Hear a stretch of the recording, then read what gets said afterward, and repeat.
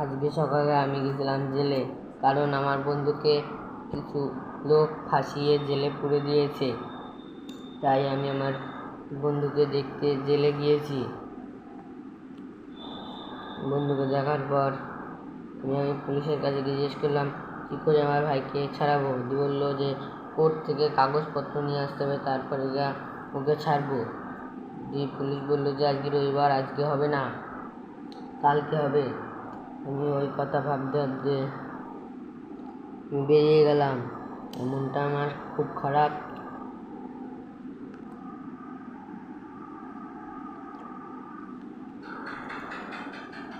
আমি যে জায়গায় তোমরা তৎক্ষণ চ্যানেলটা সাবস্ক্রাইব করে দাও। মন মেজাজ ভালো নয় বলে বহু স্পিডে গাড়ি চালাচ্ছি, কারণ এখনও একটা দিন আমার বন্ধুকে জেলে রাখবে।